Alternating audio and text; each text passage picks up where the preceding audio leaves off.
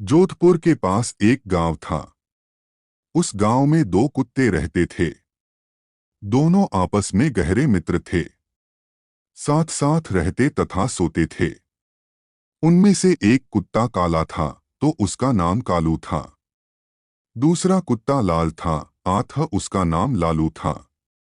एक दिन दोनों कुत्तों ने तीर्थ यात्रा करने की सोची, किंतु वे रास्ता नहीं जानते थे।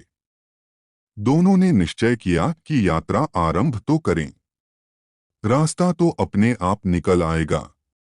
एक दिन वह दोनों एक साथ तीर्थ यात्रा पर चल दिए। चलते चलते रात हो गई।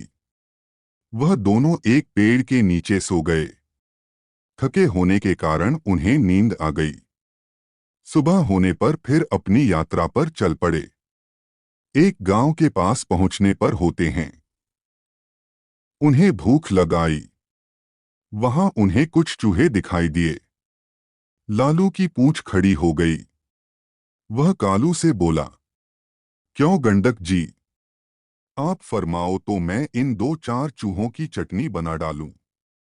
कालू ने गर्दन हिलाकर कहा, नहीं भाई लालू जी, हम तीर्थ यात्रा पर निकले हैं और तीर्थ यात्रा में किसी की हत्या करना पाप होता है।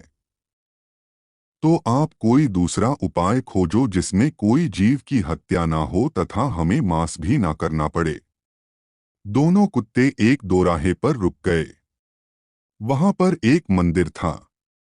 कुछ देर सुस्ताने के पश्चात दोनों ने फैसला किया कि अलग अलग दिशा की ओर चलना चाहिए। जिसको जो मिलेगा खा लेंगे। एक साथ चलते तो दोनों में से किसी का भी पेट नहीं भरेगा। दोनों कुत्ते अलग अलग दिशा में चल पड़े। चलने से पहले उन्होंने तय कर लिया कि वे वापस आकर इसी स्थान पर मिलेंगे। लालू कुत्ता चलते चलते एक गांव में पहुंचा। गांव में एक ब्राह्मण रहता था। वह पूजा पाठ करके भोजन करने ही जा रहा था। उसकी पत्नी ने उसके लिए थाल सजाकर रखा था। ब्राह्मण ने भोजन को भोग लगाया ही था कि लालू कुत्ते ने झट से उसकी थाली में मुंह डाल दिया तथा एक पूरी उठाकर भागा। ब्राह्मण ने हरे राम कहा तथा हाथ धोकर उठ गया। उसने अपनी पत्नी से कहा, बेचारे यह गंडक जी भी भूखे हैं, सो आप यह थाली इन्हें ही खिला दीजिए। ब्राह्मण की पत्नी गुस्से से बोली, आप यह क्या कह रहे हैं? इस गंडक जी को यह थाली आप ही कहिए ना, इसमें कितने चोखे चोखे पकवान हैं। खीर, पुड़ियां, दो तरह की सब्जी, अचार, दही। ब्राह्मण दयाभाव से बोला, तुम ठीक कहती हो पर यह भी भूखे होगे। आप तो यह थाली इन्हें ही दे दे। सोच लो कि इनके ही भाग्य में लिखी थी। इसके पश्चात ब्राह्मण ने लालू कुत्ते को खूब पेट भर कर भोजन करवाया। लालू ने उसे खूब दुआएं दी। उधर कालू कुत्ता एक किसान के यहाँ पहुंचा। किसान अपने खेत में काम कर रहा था। उसकी पत्नी थाल रख कर गई थी। थाल में बाजरे की रोटियां और सांगरियों का साग था। खेत का काम पूरा करके वह थाल खोलकर खाना खाने को तैयार हुआ ही था कि कालू ने तुरंत ही उसके भोजन में मुंह डाला तथा थोड़ी सी रोटी का टुकड़ा तोड़कर भागा। किसान एकदम गुस्से से भर उठा। उसकी आंखें अंगारों के समान लाल हो गई, भवें बन गई। उसने अपनी लाठी उठाई। गाली देते हुए उसने लाठी से इतनी जोर से वार किया कि कुत्ते की कमर टूट गई। वह पीड़ा से चिल्लाने लगा। कमर टूट जाने के कारण वह भाग ही नहीं सका। इसी बीच उसकी कमर में दो चार लाठियां और पड़ गई। कुत्ता अधमरा हो गया। लालू दोराहे पर खा पीकर मस्त पड़ा था। वह आंखें फाड़ फाड़ कर अपने साथी की प्रतीक्षा कर रहा था। उसका साथी उसे कहीं भी नजर नहीं आ रहा था। लाचार तथा उदास होकर वह दोराहे पर बैठ गया। थोड़ी देर बाद उसे कालू नजर आया। वह लपक कर उसकी ओर दौड़ा।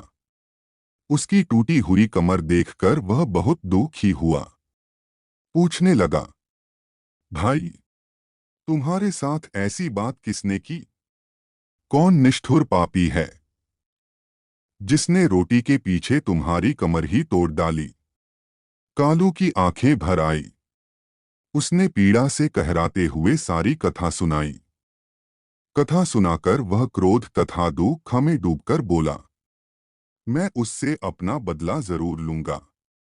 उस किसान को बताऊंगा कि खुद की कमर किस प्रकार टूटती है। लालू भी कृतज्ञ होकर बोला, मुझे भी उस ब्राह्मण का कर्ज चुकाना है। उसने मुझ पर कितनी कृपा की है। मैं रोम रोम से उसे आशीष देता हूं।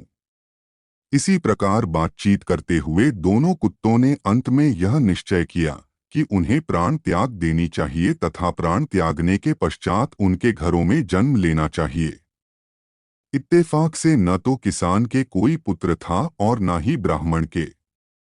दोनों कुत्तों ने मंदिर के आगे जाकर अपने प्राण त्याग दिए। एक ही पल में दोनों मृत्यु को प्राप्त हो गए। कालू ने किसान के घर जन्म लिया। किसान बहुत प्रसन्न हुआ, किंतु उसकी खुशी अगले ही पल विलुप्त हो गई। घर में इस पुत्र के पैदा होते ही उसका बैल मर गया। पत्नी अस्वस्थ रहने लगी। पहले जन्मदिन पर किसान के हरे भरे खेत को जानवर चटकर गए। उधर ब्राह्मण के घर भी बेटा पैदा हुआ। पुत्र के उत्पन्न होते ही राज दरबार में ब्राह्मण की पदवी ऊंची हो गई। ब्राह्मण ने राजा को एक युद्ध में जीत की बात बताई। राजा युद्ध जीत गया। इससे प्रसन्न होकर राजा ने ब्राह्मण को राज पंडित नियुक्त कर दिया। उसे एक महल तथा अपार धन भेंट किया।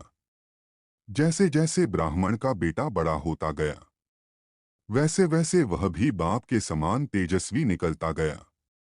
उसने छोटी उम्र में सारे शास्त्रों का अध्ययन कर लिया। वह बड़े बड़े पंडितों को शास्त्रार्थ में हरा देता था। इससे ब्राह्मण की कृति में चार चांद लग गए। किसान का बेटा बदकारी निकला। वह बात बात पर अपने बाप को डांटता था, उसे गालियां बकता था। वह जुआ खेलकर बचे कुचे धन को उड़ाने लगा। किसान बहुत ही दुखी रहने लगा। शिक्षा, इस संसार में जो जैसा कर्म करता है उसे वैसा ही फल मिलता है।